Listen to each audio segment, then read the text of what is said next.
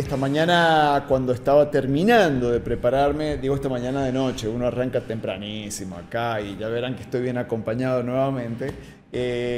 Cuando me preparaba para esta entrevista, entre otras, escuchaba de fondo cómo suena Esperando el Chasqui, y de repente hay sikus o algo parecido incorporados al jazz.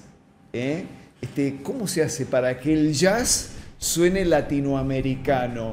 Bueno, hay que preguntarle a Tito Medina, hay que preguntarle a Alejandro Santos, que son...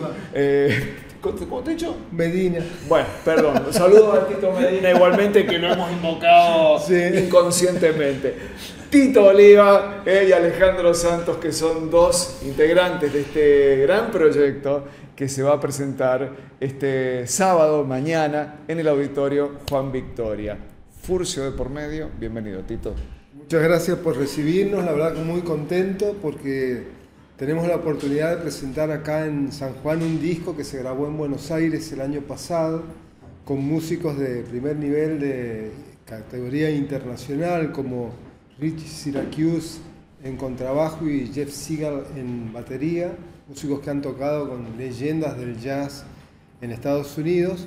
Y a eso sumado al talento de Alejandro Santos en flauta y Alejandro de Mogli en guitarra, que creo que hemos hecho una especie de seleccionado internacional muy interesante porque es una forma, creo yo, como decías, de al integrar músicos de distintas latitudes, sumar voces personales a un proyecto, bueno, que de alguna manera surgió acá desde San Juan, pero que ha tomado un carisma muy interesante para mi gusto, que es esto de poder internacionalizarlo de alguna manera y salir un poco de los límites exactos de lo que es San Juan. ¿Se ha postproducido en Nueva York? Exacto, bueno, se mezcló y se masterizó en New York, lo hizo Scott Petito, un gran, digamos, músico también, pero que cuando yo leía a quien había masterizado y mezclado también, decía Chick Corea, John Scofield, decía, oye, ¿qué hago yo acá metido en esta tema? Algo habrás hecho, ¿viste? Así que por eso la verdad muy contento, y bueno, y lo grabamos en Soundrec, un estudio de Buenos Aires que estuvo a cargo de Alejandro Sáez, que es el que fue el bajista de Astor Piazzolla cuando viajaron a París. Me contó varias anécdotas también en ese momento, y un gran músico también, y que prestó mucha atención a cada una de las tomas, y fue además un disco que lo grabamos en tiempo récord, grabamos 7 temas en 5 horas. Así era como que iban saliendo con y ese jazz, porque claro, uno está acostumbrado a la música de partitura, a la música que está pautada, pero el jazz tiene como condición o como característica que se aparta bastante de eso. Es como que hay un punto de ignición y después sucede finalmente. Tal cual.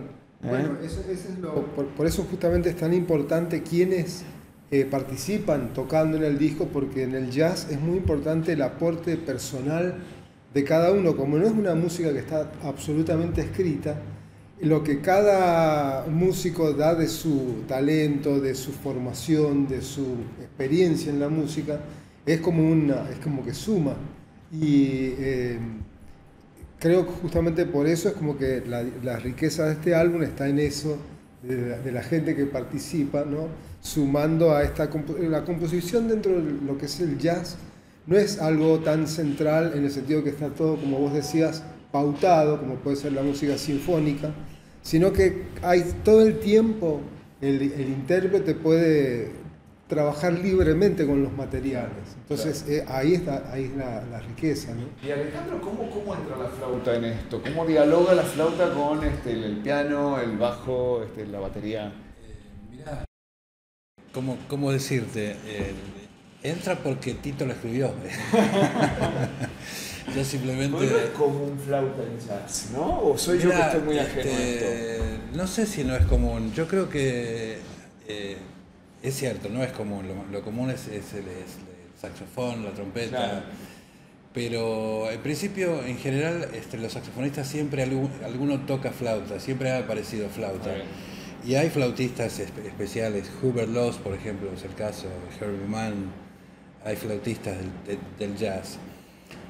Pero no es tan común, es cierto, es cierto. Yo creo que, digamos, yo cuando elegí el instrumento, digamos, siempre lo hice pensando en, de alguna manera, representar a la música argentina. Sí. O sea, es como que siempre, yo pensé, ¿para qué voy a ponerme a estudiar saxofón? No, o sea, toco saxofón, Sí, finalmente sí. terminé estudiando saxofón, pero siempre elegí dedicarle a la flauta, Sí. digamos, la principal atención y el estudio. Por eso, porque me parece que es más representativo de la música argentina. Siempre me gustó la fusión, siempre me gustó de alguna manera modernizar la música argentina. Puedo ser un atrevido, porque de hecho yo lo soy, y cuando escuché los demos y demás esta mañana, me dio la impresión de que la flauta, de que tu laburo es el que le imprime ese latinoamericanismo al jazz, ¿no? Bueno, en principio me alegro que lo hayas notado, que lo hayas percibido. Es un poco mi intención y la intención creo que de todos, de Tito especialmente, que compuso la música, de darle ese toque así latinoamericano, llamémosle, bueno, más que rioplatense, yo iba a decir rioplatense porque estoy acostumbrado también a hacer mi música que es más de la zona de Buenos Aires, del candombe, del tango. Sí. Lo de Tito yo lo escucho mucho, o sea, veo las montañas cuando escucho la música de Tito. Andino, sí. Y es algo que a mí me encanta también, me sintonizo mucho con eso, así que me resulta fácil, me resulta muy, sí, fácil meterme adentro y expresarme en ese paisaje, digamos. Esperando el Chasqui tiene que ver, estaba leyendo, con una alegoría del camino del Inca, ¿no? De esa cultura andina. En realidad el Chasqui, dentro de la cultura andina incaica, era el encargado sería como nuestro WhatsApp de ahora, ¿no? El correo, el email. Claro. Nada más que ellos hacían esas distancias para llegar a todos los lugares del Imperio Inca corriendo. Claro. Y eran grandes corredores que tenían un entrenamiento desde muy jóvenes y bueno, eran los encargados justamente de llevar ese mensaje desde, digamos, la sede central, si se quiere, a los demás lugares.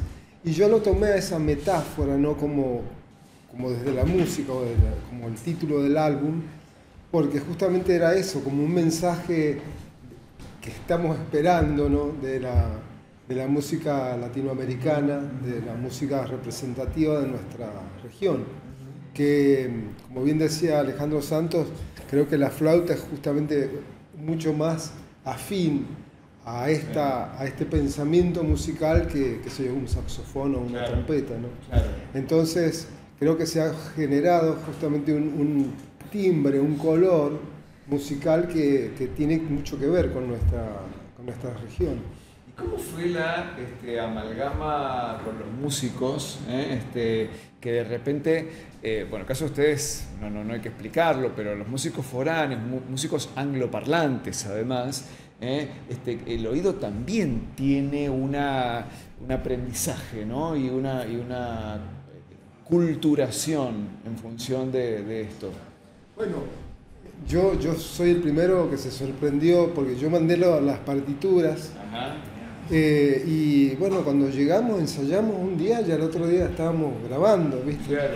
Y yo dije, ¿cómo va a ser esto? Yo acostumbrado a veces a tardar más tiempo en el armado, esto fue todo como en el instante, ¿no? Y ahí creo que se ve el profesionalismo, ¿no? De estos músicos, claro. Su versatilidad, e interpretar rápidamente qué es lo que se estaba buscando.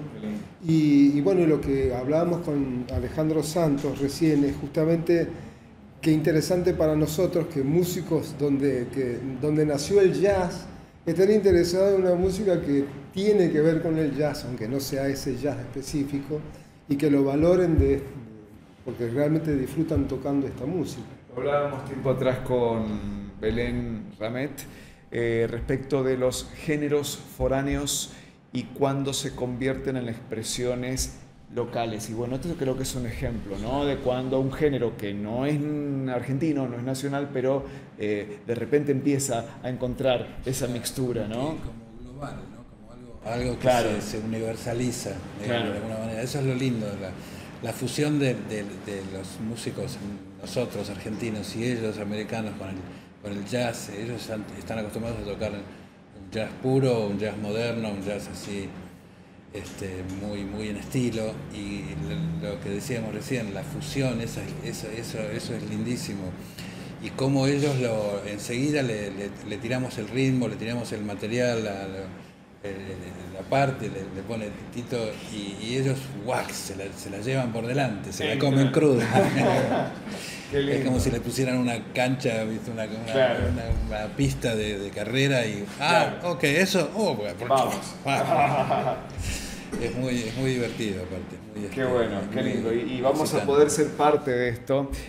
Mañana sábado, ¿no? Mañana sábado a las 21 horas en el Auditorio Juan Victoria vamos a presentar este álbum en vivo por primera vez en San Juan y con los músicos originales que los grabamos.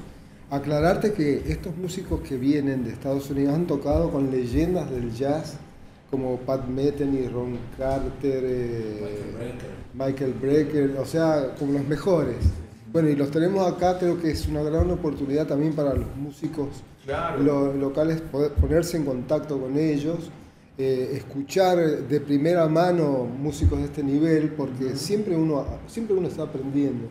Entonces, me parece muy bueno que asistan, que el público nos acompañe, que apoye la música local, sanjuanina, ¿no? Y la entrada es súper accesible, 7.000 pesos, así que esperamos que se sumen a acompañarnos. Valor simbólico, como siempre decimos, regalá momentos. Regalar experiencias. Mirá qué lindo regalo. Decir, mirá, te invito, vamos a escuchar jazz al Auditorio Juan Victoria. Exacto. Encima del lugar, que creo que es un lugar emblemático de San Juan, al auditorio, viste, que es reconocido en todo el mundo. Absolutamente. Entonces, tenemos todos los condimentos están. Y después de ahí salís con el alma llena, a tomar algo, compartir algo. Ya te armé el programa. ¿No? Impecable, chicos. Gusto enorme. Un gusto a vos, Daniel. Muy amable por recibirnos siempre. Este sábado, todos ahí al Auditorio Juan Victoria, 7 luquitas, dale. Anda a ver cuánto cuesta este espectáculo en Nueva York. Anda a ver cuánto cuesta este espectáculo. O en Buenos Aires nomás. No dejemos pasar esta enorme oportunidad.